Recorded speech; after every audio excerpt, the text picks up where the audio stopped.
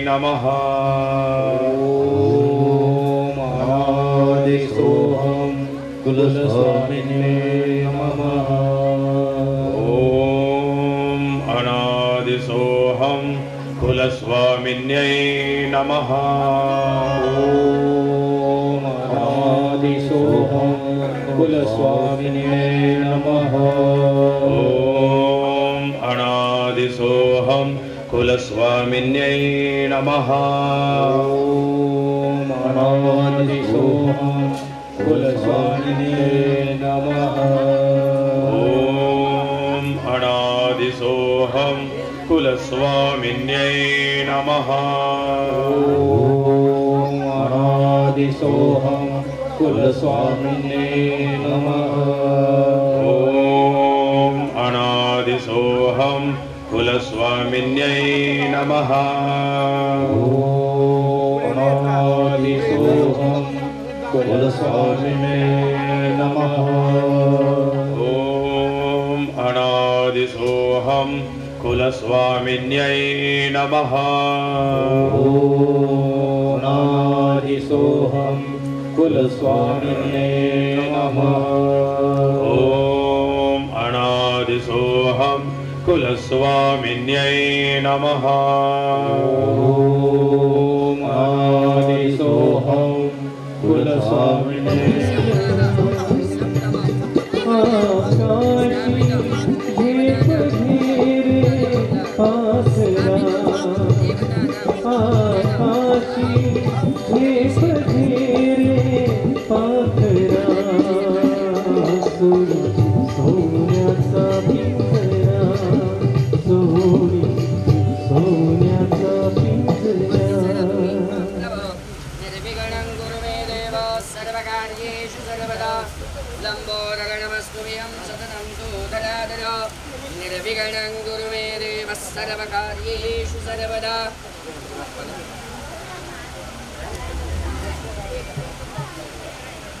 विनायकं गुरुं भानुं ब्रह्मा विष्णु महेश्वरान् सरस्वती प्रणमयादो सर्वकार्यार्थसिद्धये। गंगे च यमुने चैव गोदावरी सरस्वती यमुना गोदावरी नर्मदा कामेश्वरया च रमणीपति वेदिका सुपरा वेत्रवती महासुरवरी माता जया गण्डकी। वच्चे चढ़ रही थी वृष्णिदेवताभ्यो नमः। सौभाग्यप्रदद्रव्याणि समर्पयामि। नमस्करोमि पुष्पाणि समर्पयामि। तुलसी पूजनार्थादिवे समूलगे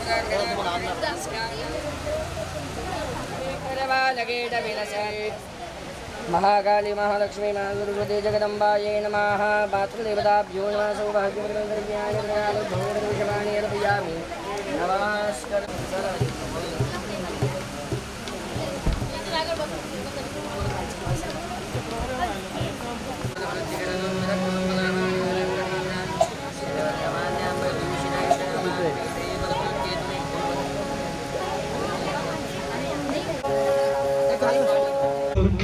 विठ्ठलाची विठ्ठला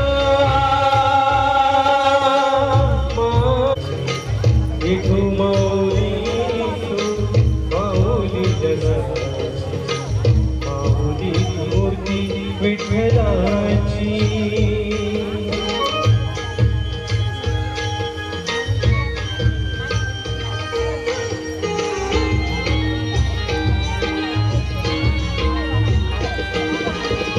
काय तुझी माया सांगू श्रीरंगा। काय तुझी माया सांगू श्रीरंगा। संसाराची पंढरी दारी पांडुरंगा। डोळ्यातून वाहे माये चंद्रभागा। डोळ्यात पांडुरंगा अभंगाला लोळ ताळची फळाची। विठू माऊली तू माऊली जगाची माऊली मूर्ती विठ्ठलाची।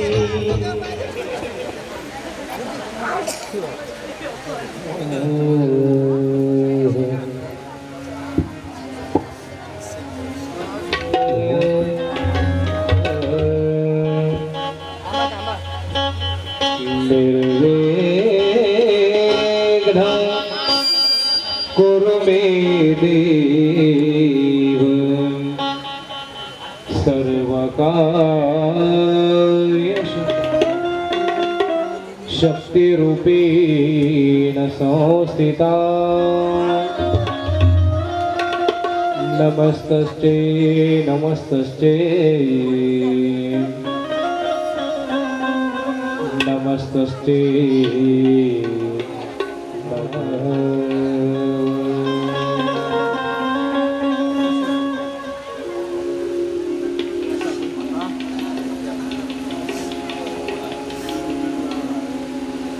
मंगलम भगवान मंगलम गरुड़ध्वजा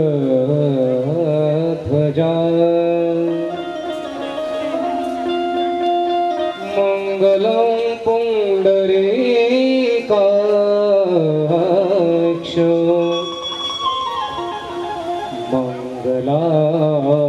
मंगलाय तनोहरा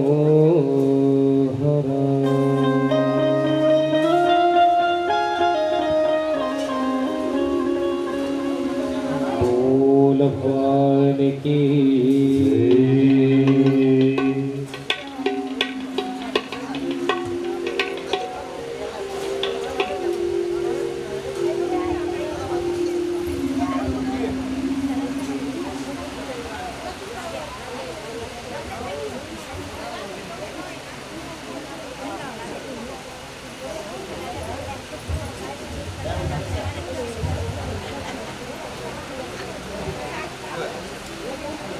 नमः ओम अनादिसोऽहं कुलस्वामिने नमः ॐ अनादिसोऽहं कुलस्वामिन्यै नमः ओम अनादिसोऽहं कुलस्वामिने नमः ॐ अनादिसोऽहं कुलस्वामिन्यै नमः ओम अनादिसोऽहं कुलस्वामिने नमः ॐ अनादिसोऽहं कुलस्वामिन्यै नमः ओम अनादिसोऽहं कुलस्वामिने नमः ॐ अनादिसोऽहं कुलस्वामिन्यै नमः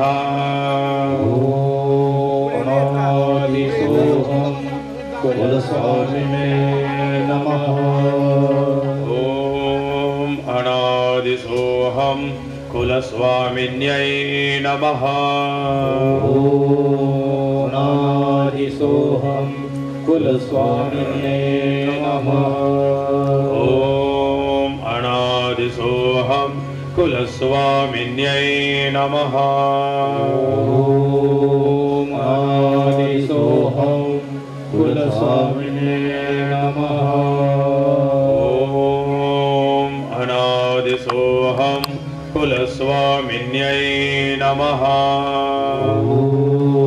अनादिसोऽहं कुलस्वामिन्यै नमः अनादिसोऽहं कुलस्वामिने नमः ॐ अनादिसोऽहं कुलस्वामिन्यै नमः अनादिसोऽहं कुलस्वामिने नमः ॐ अनादिसोऽहं कुलस्वामिन्यै नमः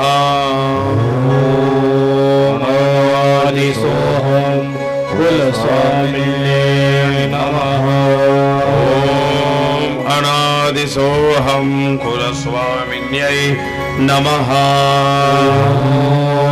अनादिसोऽहं कुलस्वामिने नमः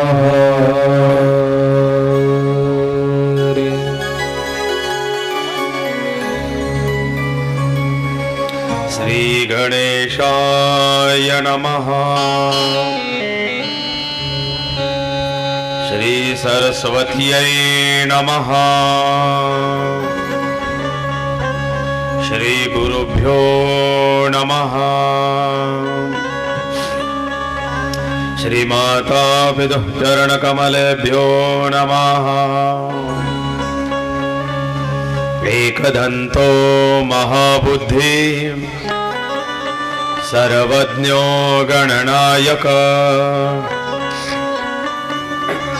सर्वसिद्धिप्रदो देवो गौरीपुत्रं विनायकम् प्रणम्य पार्वतीनाथम् विष्णुसूर्य तथाम्बिकाम् गणेशं विघ्नहर्तारं श्रीगुरुचरणाम्बुजं विनायकं गुरुं भानुं ब्रह्मा विष्णु महेश्वरा सरस्वतीं प्रणम्यादौ सर्वकार्यार्थसिद्धये गणनाथ सरस्वती रवि शुक्र बृहस्पति पंचैतान् स्मरे नित्यं वेदवाण्यो प्रवर्तये सर्वस्वरूपे सर्वेशे सर्वशक्ति समन्विते भयभ्यस्त्राहिणो देवी दुर्गे देवी नमोस्तुते।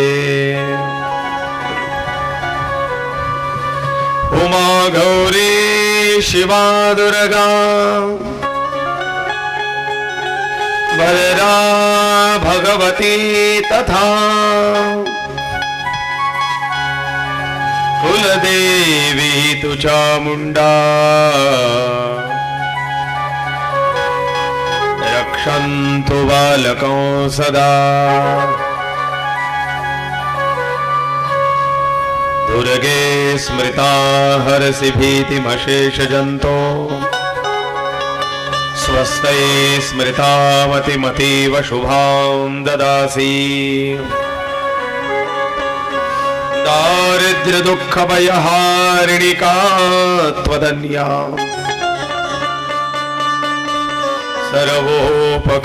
सर्वोपकारकरणाय सदार्द्रचित्ता या देवी सर्वभूतेषु बुद्धिरूपेण संस्थिता नमस्तस्यै नमस्तस्यै नमस्तस्यै नमो नमः। या देवी सर्वभूतेषु लक्ष्मीरूपेण संस्थिता नमस्तस्यै नमस्तस्यै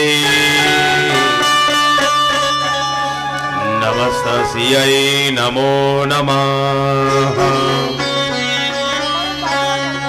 या देवी सर्वभूतेषु शक्तिरूपेण संस्थिता नमस्तस्यै नमस्तस्यै नमस्तस्यै नमो नमः। मनोजवं मारुततुल्यवेगं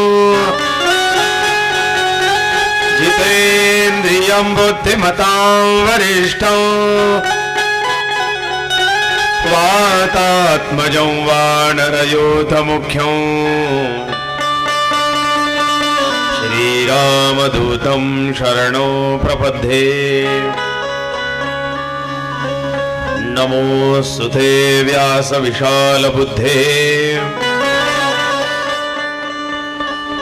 पुल्लारविन्दायतपत्रनेत्र हीनत्वया भारततैलपूर्णा प्रज्वालितो ज्ञानमयप्रदीपाः वचनैका कमलापती माझे रंकाचे विनंती करजोडितो कथे काळी आपण असावे जवळी शंकरं शंकराचार्यं केशवं बादरायणं सूत्रभाष्यकरो वन्दे भगवन्तौ पुनः पुनः आदिशक्ति जगदम्बा माता की जगज्जननी कुलस्वामिनी माता की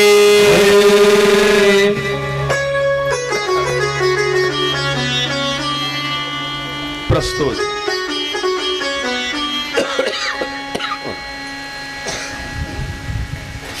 स्वर्गवासी सौ कमलदेवी लक्ष्मण शिरुडे यांच्या चतुर्थ पुण्यस्मृती निमित्ताने सुरू असलेली श्रीमद देवी भागवत कथा आणि श्रीमद देवी भागवत कथेचा आजचा हा सप्तम दिवसाची सेवा सप्तम दिवस बोलता बोलता ऐकता ऐकता पाहता पाहता 7 दिवस भरभर भरभर भरभर निघून जात आहेत. कमल काकूंना 4 वर्ष होऊन गेले.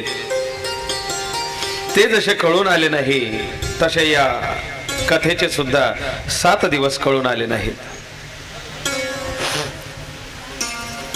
बरंच वर्णन हे करावं, किती गुणगान करावं, किती वर्णन करावं.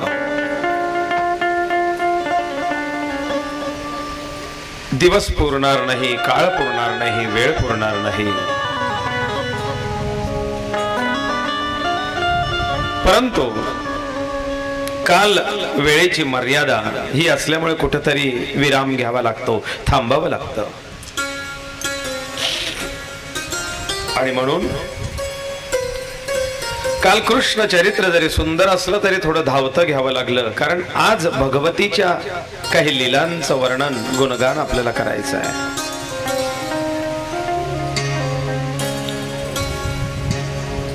भगवंत हा गुणातीत आहे, त्याच्या गुणांचं वर्णन तरी आपण काय करावं. सहस्र फणांचा शेष वर्णन करता करता दमलाय. 4 वेद नेती नेती म्हणतात, तेही गुण वर्णन करत नाहीत, करू शकत नाही. 4 श्रमले परंतु ते गुण वर्णन केले जात नाही. 4 श्रमले, मग ते 4 कोण श्रमलं, कोण थकलं? ते 4 वेद थकले. भगवंताचं गुणगान करता करता, परंतु तरीही वेदांनाही जो नाही कळला अंत पार याचा, असं हे भगवत चरित्र आहे. मग आपल्या या 7 दिवसात तरी किती वर्णन केलं जाईल, तरीही त्या गुणातीत अशा परब्रह्माचं वर्णन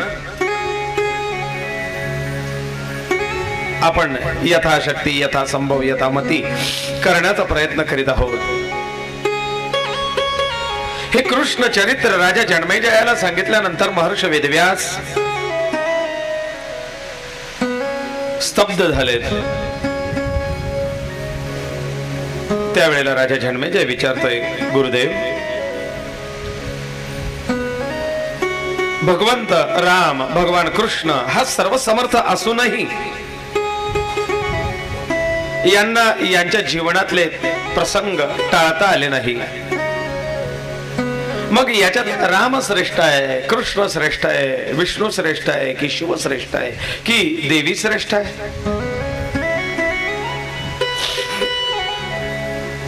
मग या सगळ्या देवी देवतांमध्ये श्रेष्ठ कोण? राम श्रेष्ठ म्हणावे तर रामांच्याही जीवनामध्ये वनवास, कृष्ण श्रेष्ठ म्हणावे तर तुरुंगवास. वनवासही आहे, तुरुंगवासही आहे. मग राम श्रेष्ठ म्हणा, कृष्ण श्रेष्ठ म्हणा की शिव श्रेष्ठ म्हणा की देवी श्रेष्ठ म्हणा, या सगळ्या देवी देवतांमध्ये श्रेष्ठ असं कोण? व्यासजी राजा जन्मेजयाला सांगतात, राजा, कालो वा कालस्य कारणम. प्रत्येक वेळी त्या अवस्थेमध्ये, धन्यवाद, काल हा श्रेष्ठ आहे.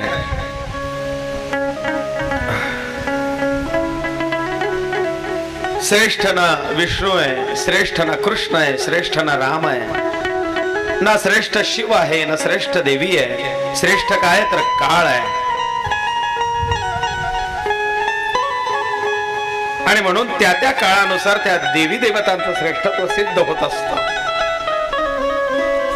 मग गुरुदेव, मला या काळाबद्दल सांगा, त्या काल गणनेबद्दल सांगा, या कालचक्राबद्दल सांगा.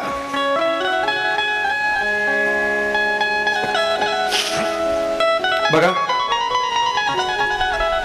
अतिशय सुंदर, छोटा परंतु व्यापक प्रश्न आहे राजा जन्मेजयाचा.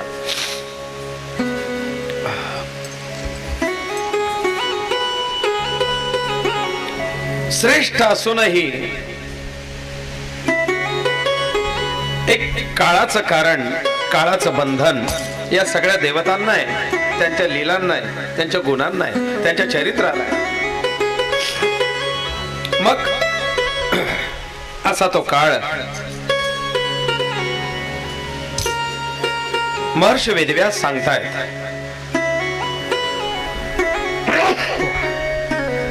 म्हणले, राजा, तू ज्या युगात जन्मलेला आहेस हे कलियुग आहे. बघ, राम त्रेता युगात,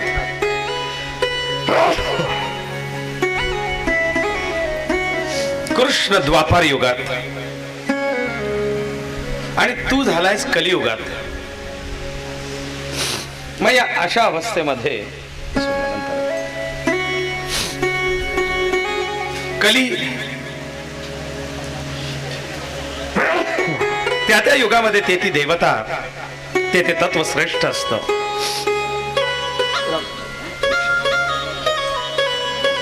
बघ, युग 4 होऊन गेले. 4 युग, एक सत्ययुग, एक त्रेता युग, एक द्वापार युग आणि कलियुग. या 4 युगांची चौकडी आहे.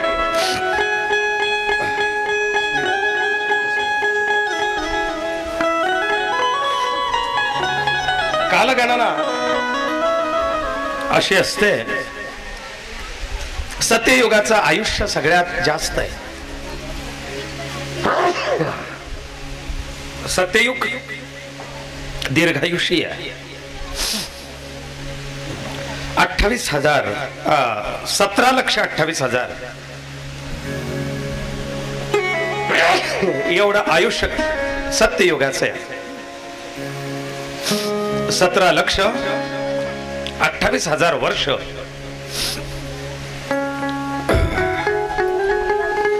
त्याच्यानंतर त्रेतायुग. त्रेतायुगाचं आयुष्य आहे 12,96,000. त्रेतायुगाची आयुष्य मर्यादा आहे 12,96,000 एवढा त्रेतायुग चालतो. त्याच्यानंतर येणार आहे द्वापार युग.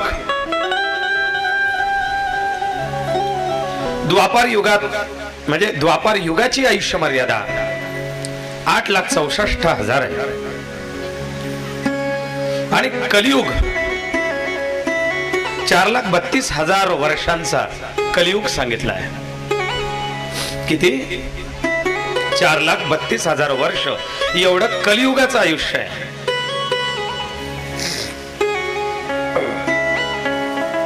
म्हणून कलियुगामध्ये माणसाला कंपनीचा ऍव्हरेज आहे 100.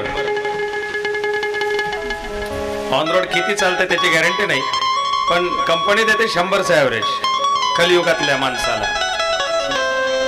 तेच द्वापार युगात कलियुगाच्या दुप्पट आयुष्य मर्यादा आहे. 4,32,000च्या दुप्पट 8,64,000 ही द्वापार युगाची आयुष्य मर्यादा असल्यामुळे याच्यामध्ये 200-400 वर्ष आयुष्य त्या लोकांचं असायचं. भगवान गोपाल कृष्ण 125 वर्ष 150 वर्ष. त्याच्या तिप्पट त्रेतायुगाची आयुष्य मर्यादा, म्हणून 200, 500 वर्ष 700 वर्ष लोक जगायचे. आणि त्याच्या चौपट सत्ययुगाची आयुष्य मर्यादा असल्यामुळे हजारो वर्षाचं आयुष्य लोकांचं होतं. या 4 युगांची एकूण आयुष्य मर्यादा 4,32,000, 8,64,000, 12,96,000, 17,28,000 या सगळ्यांची मिळून 43,32,000 एवढी वर्ष चतुर्युगीची आयुष्य मर्यादा आहे ना. एक चौकडी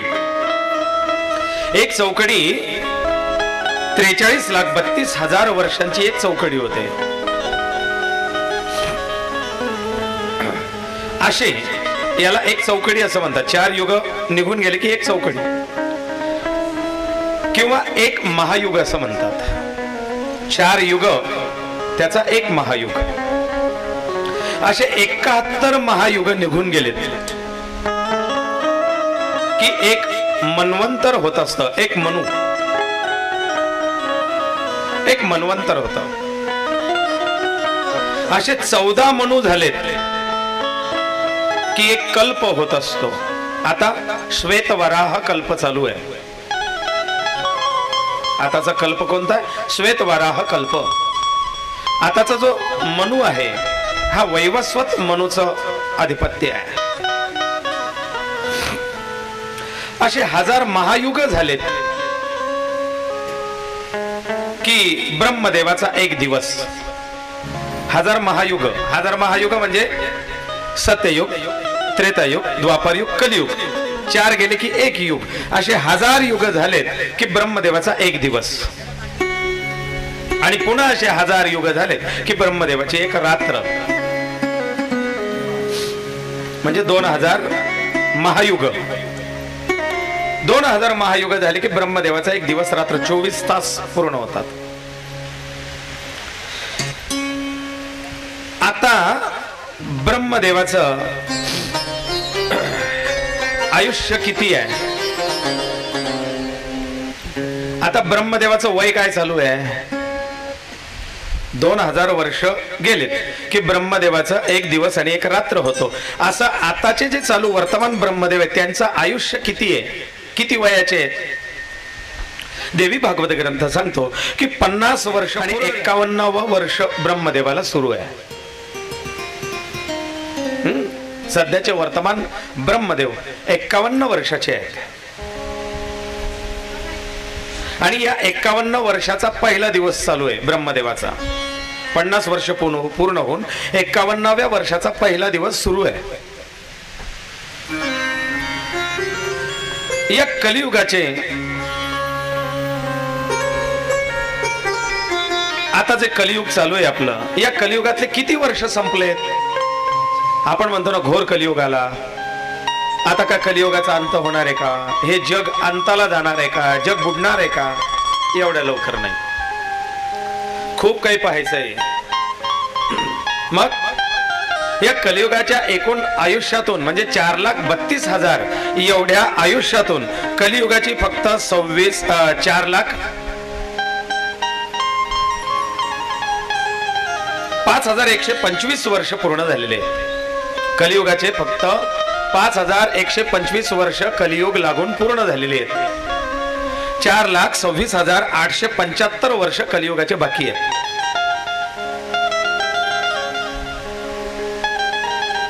पाच 5,125 वर्ष पूर्ण झालेत. 4,26,875 वर्ष कलियुगाचे जायचे बाकी आहेत. त्याच्यामुळे अजून पहिलं चरणही सुरुवात झाले म्हणजे संपलेलं नाहीये. त्याच्यात एवढी अराजकता आहे. पुढे काय काय दिवस पाहायला मिळतील हा तर देवच जाणे. मी सांगितलंय 71 महायुगांचा एक मनू. आता जो मनू आहे तो 7वा मनू चालू आहे. 7वा मनू. एकूण 14 मनू आहे. त्याच्यापैकी 7व्या मनूचं आधिपत्य आता चालू आहे. आणि महायुग किती झालीत माहिती का? महायुग चौकडी. सत्ययुग, त्रेतायुग, द्वापारयुग, कलियुग असे चौकडी. आतापर्यंत 27 चौकड्या झाल्यात आणि 28वा महायुग चालू आहे. 27 महायुग होऊन गेलेत. 28वा महायुग चालू आहे. आणि म्हणून पांडुरंगाच्या आरतीमध्ये तुम्ही म्हणतात युगे 28. एखाद्याला विचारून पहा युगे 28 म्हणजे नेमके महाराज पांडुरंग 28 युग कसे उभे आहेत? उत्तर फक्त एवढं मिळतं 4 वेद 6 शास्त्र 18 पुराण एकूण 28 होतात. आणि म्हणून 28 युग. त्याचा आणि युगाचा काही संबंध नाही. युग 27 महायुग संपून गेलेत आणि आता 28वा महायुग चालू आहे. या 28 महायुगापर्यंत तो पांडुरंग परमात्मा भक्त रक्षणा करताय. असे ही आतापर्यंतचे 28 महायुग.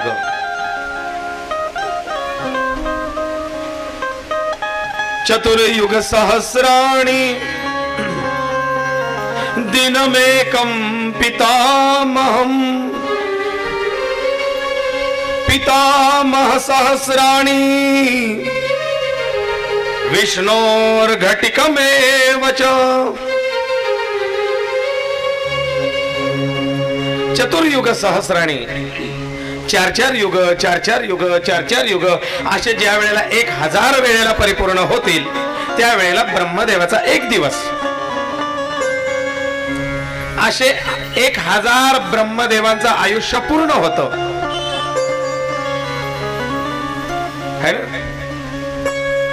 पितामह सहस्राणि असे 1000 ब्रह्मदेवाचे वर्ष होतात. त्यावेळेला विष्णू देवाची एक घटिका होते. घटिका. ब्रह्मदेवाचे 1000 वर्ष झालेत. आपले 2000 वर्ष म्हणजे ब्रह्मदेवाचा एक दिवस एक रात्र 24 तास. पण ब्रह्मदेवाचे असे 1000 वर्ष झाले की विष्णूची एक घटिका होते. विष्णोरेक सहस्राणि फलमेकं महेश्वरम. आणि असे महाविष्णूंचे 1000 वर्ष पूर्ण झालेत की महादेवाचा एक पल म्हणजे माहिती आहे पल भर के लिए तो पल म्हणजे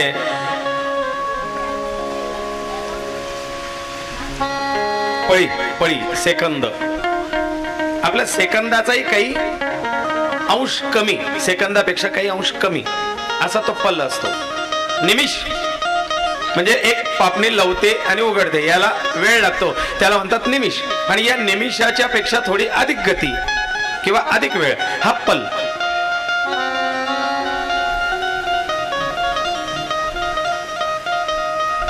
महेश्वर सहस्राणि. आणि अशा महादेवांच्या 1000 वर्षाचा शक्तेर अर्धपलम भवेत. या आदिशक्ती आदिमायाचा अर्धा पळ होतो. अर्धा पळ. अशी ही कालगणना देवी भागवतात दिलेली आहे. मग तुमचं आमचं आयुष्य कुठे आहे? विनाकारण आपण आपल्या आयुष्यावरती, आपल्या मोठेपणावरती, आपल्या संपत्तीवरती, आपल्या ज्ञानावरती, आपल्या बलावरती, आपल्या धनावरती अहंकार करत असतो. भगवंताच्या या निर्माण झालेल्या असीम ब्रह्मांडात आपलं अस्तित्व एक धुलिकणाच्या बरोबर आहे. जर ब्रह्मांडाची व्याप्ती पाहिली तर त्याच्यामध्ये आपण एक धुलिकणा सारखे आहोत. तो केव्हा येतो, केव्हा जातो, तो निर्माण होतो आणि अस्तित्व संपून जातं, ते कोणाला कळून येत नाही. तसं आपलं जीवन आहे. आणि म्हणून या आपल्या क्षणभंगूर अशा जीवनावरती अहंकार करू नये, गर्व करू नये. बाबा रे, जन्मेजया तुला जे देवाने देवकृपेने प्राप्त झालेलं दुर्लभ असा मनुष्य देह आहे, याला सांभाळ, याला जप, कारण हा देह अनमोल आहे.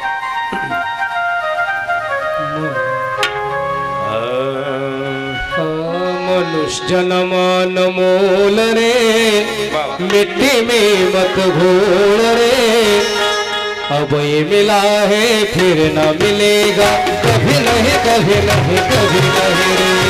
मनुष्य जन्म अनमोल रे, मिट्टी में मत घोल रे, अब ये मिला है फिर न मिलेगा, कभी नहीं कभी नहीं कभी नहीं.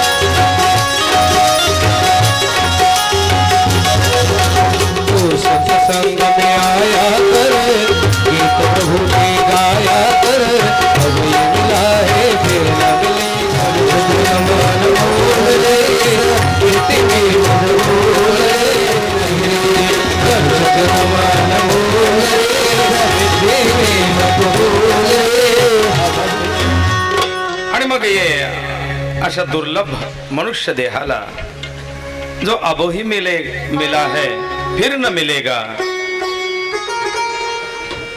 मग का व्यर्थ तू त्याचा अहंकार, अभिमान करतोस? राजा,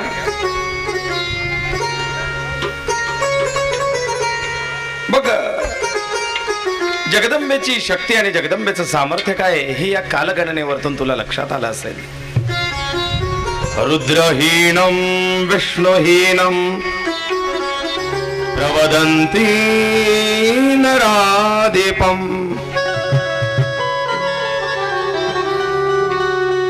आणि मग या अशा मनुष्य देहामध्ये येऊन जीव त्याला जे श्रेष्ठ वाटेल अशा एका आराध्य उपास्य देवतेची उपासना करतात.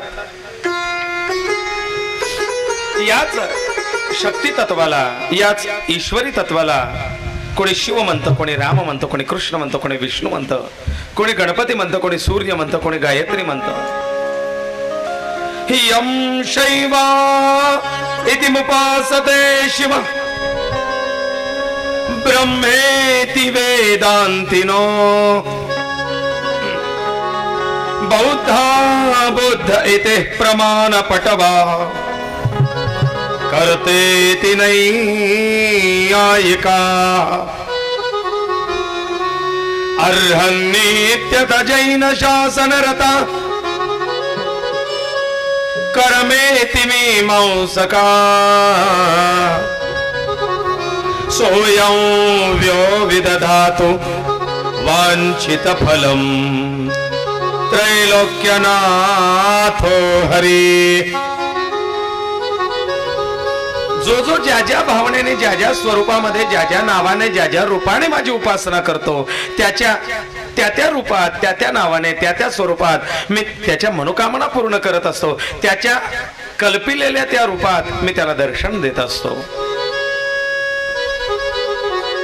मी कोणासाठी दत्त आहे, कोणासाठी गणपती आहे, कोणासाठी सूर्य आहे, कोणासाठी विष्णू आहे। हरी म्हणा कोणी गोविंद म्हणा कोणी गोपाल म्हणा हरी म्हणा कोणी गोविंद म्हणा कोणी गोपाल म्हणा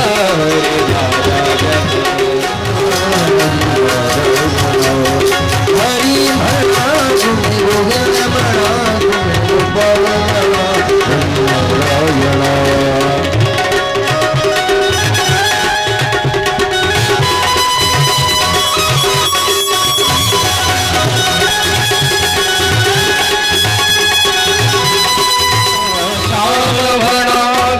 श्याम म्हणा राधे म्हणा हरी म्हणा कोणी गोविंद म्हणा कोणी गोपाल म्हणा हरी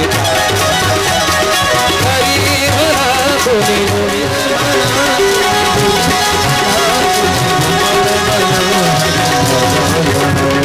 हरी म्हणा।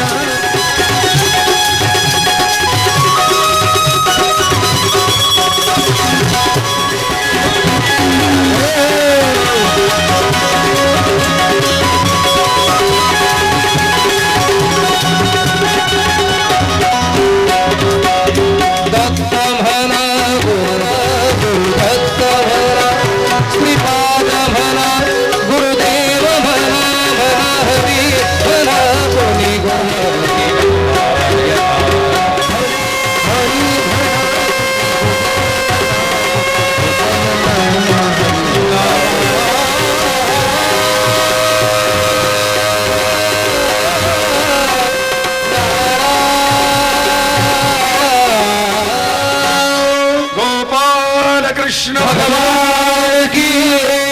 त्याला कोणी हरी म्हणा, गोविंद म्हणा, गोपाल म्हणा, कृष्ण म्हणा, नारायण म्हणा, शिव म्हणा,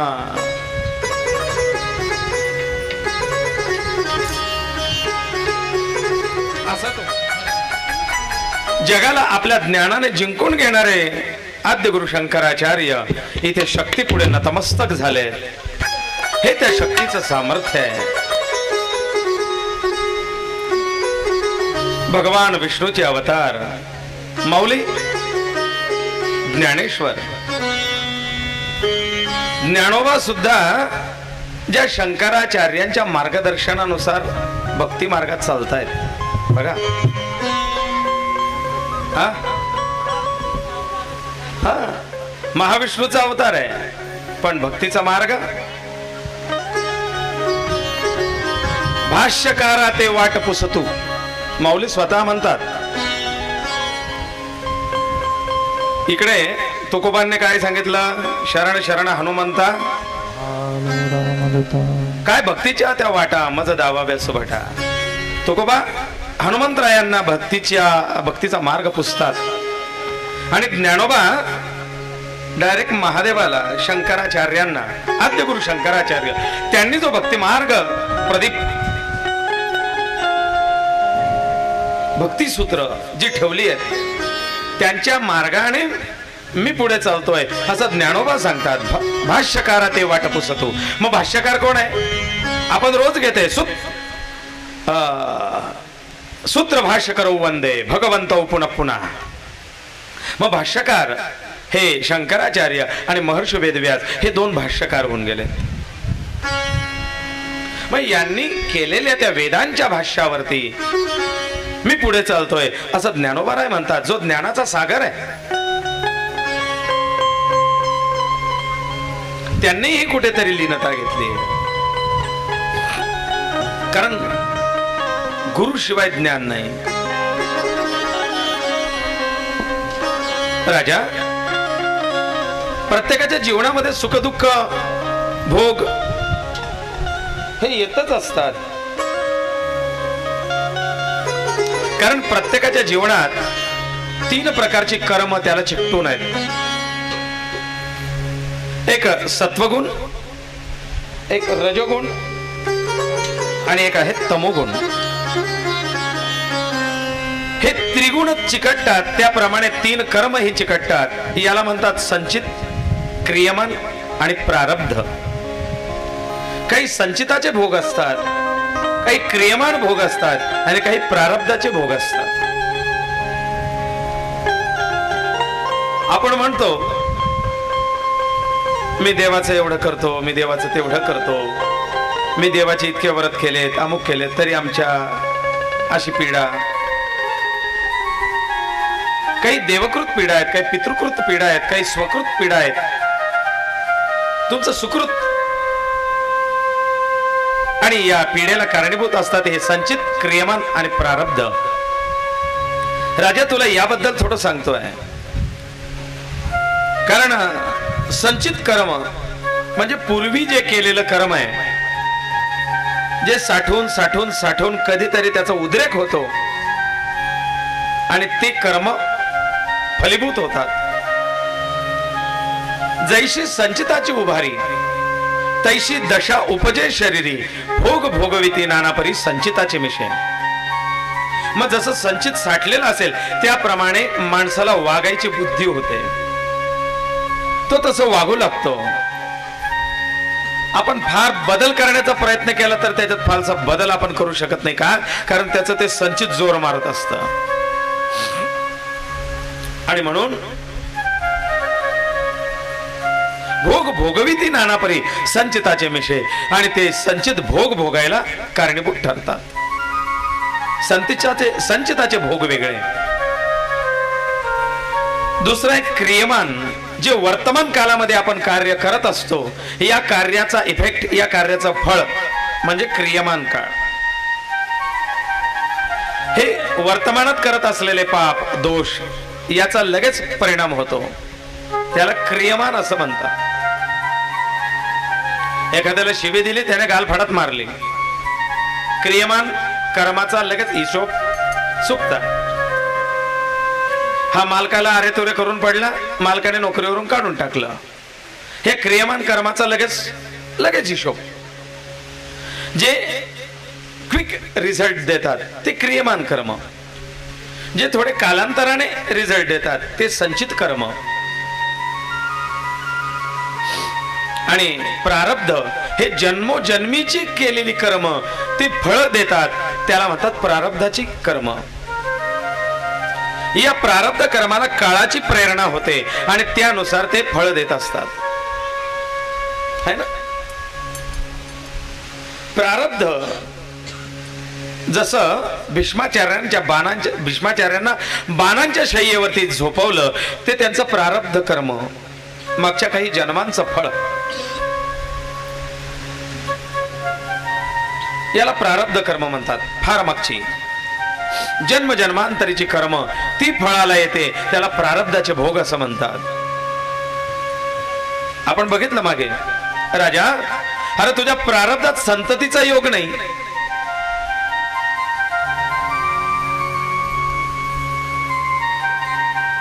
आणि मग भोग भोगण्याची पडे. या संचिताचे असतील, क्रियमानाचे असतील, प्रारब्धाचे असतील, हे भोग भोगावेच लागतात. फक्त त्याला सोपं करता येतं. संत दर्शने सोयीचे घडे. भोग भोगण्याची पडे, संत सहवासे सोयीचे घडे. संतांच्या सहवासाने, संतांच्या दर्शनाने ते सोयीचे घडतात. मिरची खाल्ल्यानंतर ती तिखटच लागणार आहे, पण तिच्या बरोबर गुळ खाल्ला किंवा गुळात ती बनवली, लिंबू दही लावून ती बनवली, तर तिचा तिखटपणा, मिरचीचा मूळ गुण जात नाही, पण तिच्या गुणावरती कुठेतरी पांघरून घालते. ती खाण्याकरता, पचण्याकरता सोपी जाते, कारण तिला संग चांगल्या व्यक्तीचा आला.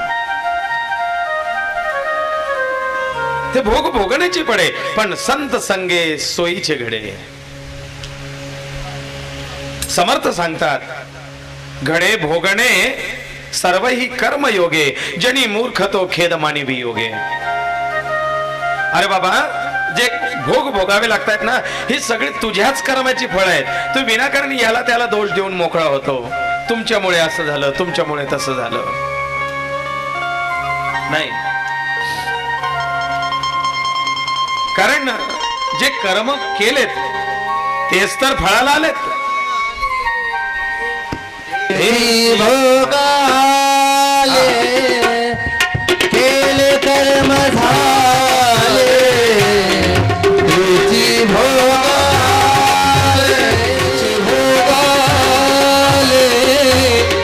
केले कर्म झाले, तुझी भोगाले तुझी भोगा आले झाले, तेचे भोगाले केले कर्म झाले, तेचे भोगा उजले मेरे नहीं सके उपजले मेरे ऐसे किती भारी मुखी गाता हर फलित भारी मुखी गाता हर फलित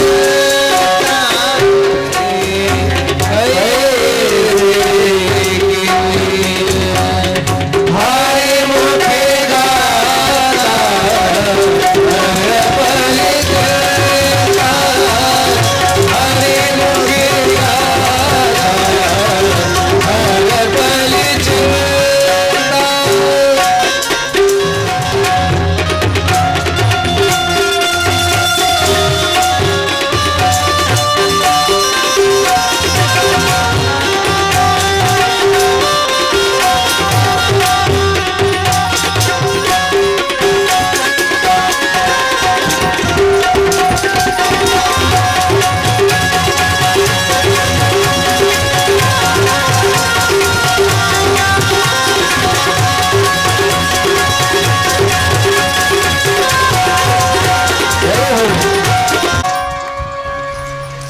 केले कर्म झाले